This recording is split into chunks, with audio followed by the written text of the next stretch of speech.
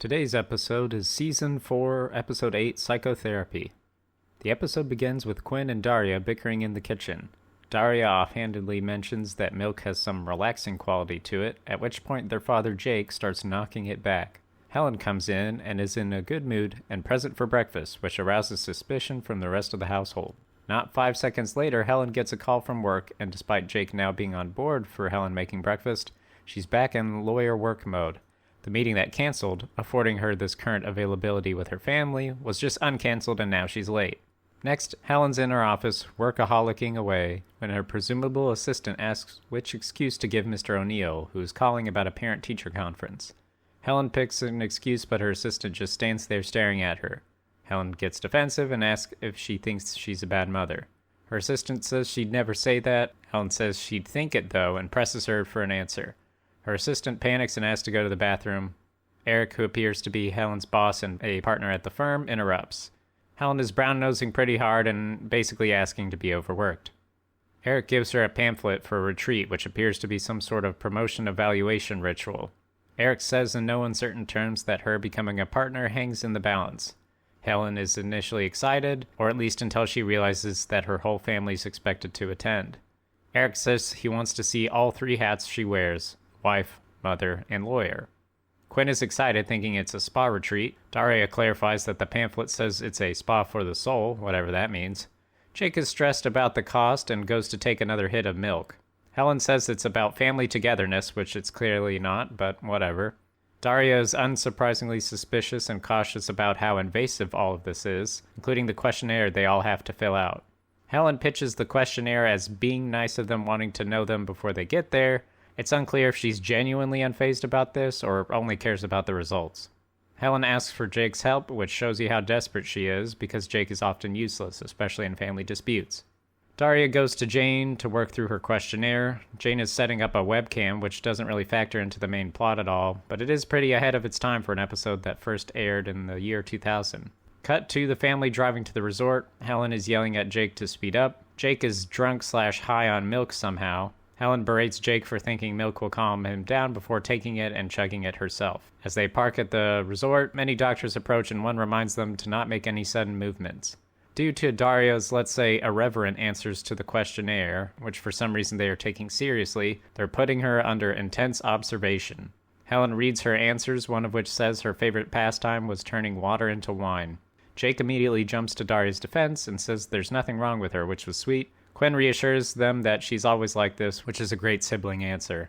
Helen tries to reassure the doctor, saying our daughter has an eccentric sense of humor, but she's perfectly fine. Daria says not to listen to her because she's one of the Gamma people. One of the doctors says that she thinks they got their hopes up, and they all walk away dejectedly. Daria's assigned therapist for the retreat comes over and perseveres through Daria's defense matrix of humor. Helen is doing word association and it's not going well. She's so quick to try to answer, the woman giving the words doesn't have time to finish saying them several times. The word she associated with relaxation, for instance, was waste of freaking time, which is a phrase, not a word, and extremely on the nose. Jake cracks almost immediately in therapy and starts yelling about how he's stressed because everyone keeps asking if he's stressed, amongst other things he's angry about. Quinn's therapist, who I pity immensely, sits in stunned silence while Quinn prattles on about conditioner and fashion. Then we see Daria's session where she basically diagnoses everyone in the family, at least relating to the problems most on their mind this weekend. Mom's resentful that she has to work so hard, which obscures her guilt about actually wanting to work so hard. Dad's guilty about being less driven than Mom, but thinks it's wrong to feel that way, so he hides behind a smokescreen of cluelessness. Quinn wears superficiality like a suit of armor because she's afraid of looking inside and finding absolutely nothing. And I'm so defended that I actively work to make people dislike me so I won't feel bad when they do. Can I go now?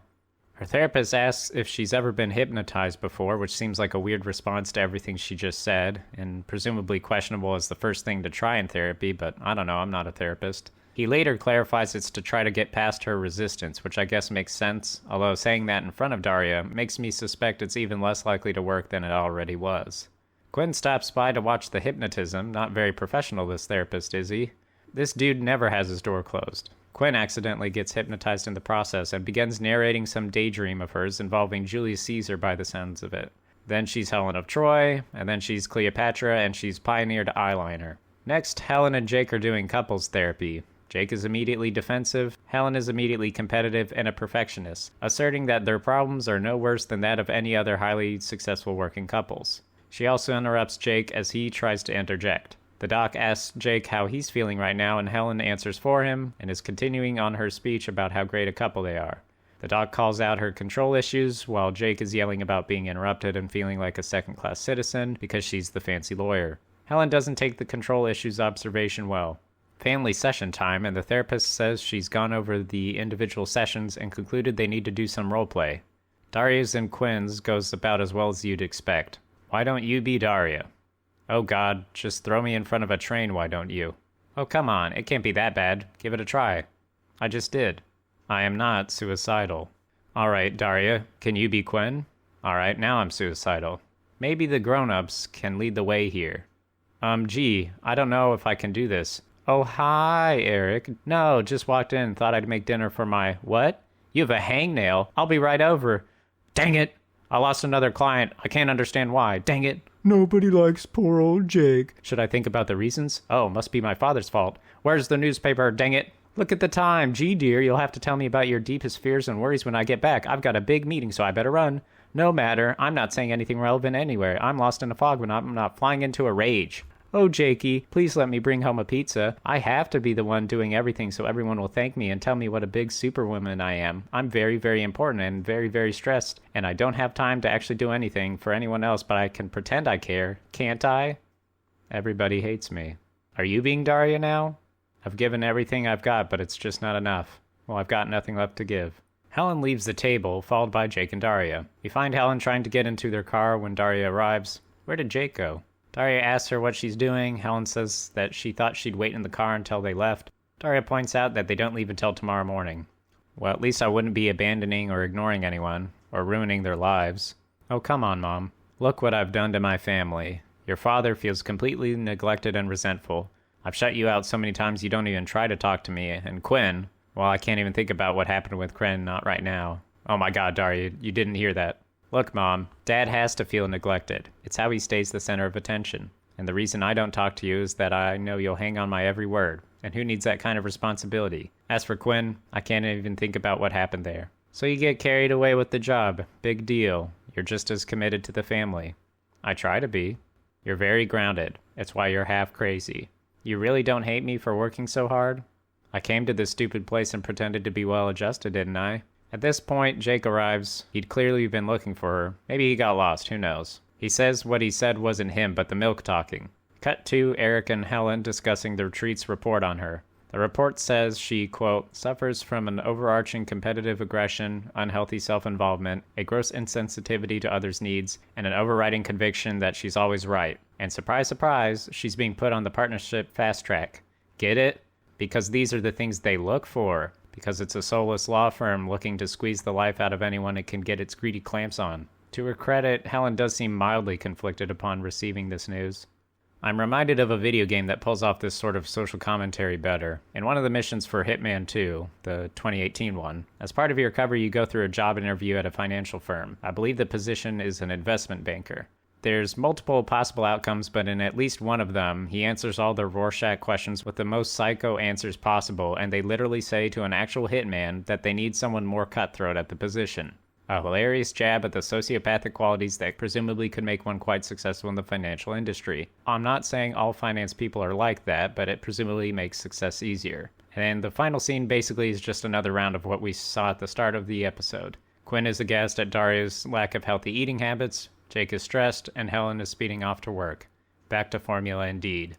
The family therapy session is super depressing. It's one of the rare moments where a dysfunctional sitcom family's problems get too real and it's unsettling. Usually the family conflict stems from Helen's frustration with Daria being Daria, as seen in Arts and Crafts, among other episodes. This is one of the relatively rare instances where Jake and Helen's relationship is brought into focus. They do seem to have an unhealthy codependency, where Jake's incompetence allows Helen to show off how much she does all the time. He relies on her to do most things, and she relies on him for the opportunity to do most things. It would be easy to see the start of Daria's therapy session as a demonstration of her intelligence and antisocial nature, and nothing more. What stood out to me upon rewatch is the tremendous burden this must be on Daria. Knowing all of her family's and her own core issues but seemingly powerless to address them, and unwilling or uninterested in improving or changing herself. Another thing of note is how genuine she's being. She's clearly not interested in therapy and engages in the hopes to get out early. But in her family summary, she makes none of her usual cutting jabs, scathing remarks, or nihilistic observations. It is a cold, calculated read of the family, including herself. The accuracy of her read of Helen and Jake does appear to be borne out by the rest of the episode. Quinn not so much, but she's not in it that much either. It's easy to dismiss people like Daria as uncaring, as a broad generalization stemming from her neutral appearance, negative remarks, and monotone voice. Yet time and time again her actions show she's more than such a narrow archetype.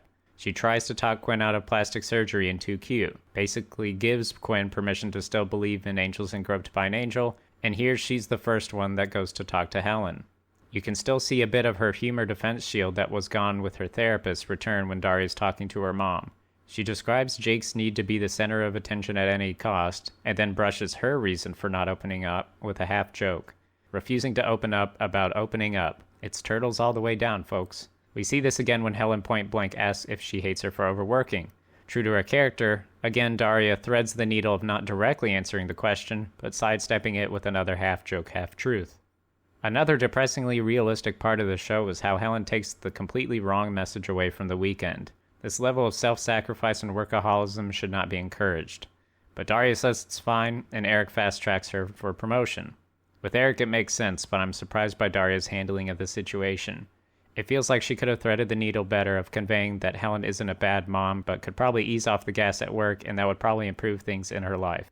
Even after Jake goes in on her during the roleplay session, Helen misses the point, thinking that they want her to do more. In a sense, they want her to do less. I mean, they want her to do more stuff with and involving the family, presumably. Doing too much work is the problem. She seems to be under the impression that she's giving 110% at both work and home, which is neither possible nor true. Also, her hiding out in the car is just a different form of abandoning the family. There are other things in life than work, and work is not the most important thing in life. But Helen's willingness to bleed every drop of blood she has for her company is rewarded, likely sidelining her family even more than they already were. It really touches upon the backwards yet seemingly common notion that you can spend all your time and energy at work as long as you say it's for your family. Yes, food and shelter are necessary and college is expensive, but if you're making more than is needed to support your standard of living, it doesn't sound like it's doing your family, a family you rarely see, any favors. One balance here goes beyond the obvious work-life balance issue. Even within the confines of work, Helen's approach is terrifying. You can be a go-getter and hard worker without telling your employer, please exploit me for free labor. Have some self-respect, please. Good luck with your work-life balance, everyone. Thanks for watching and subscribe for more.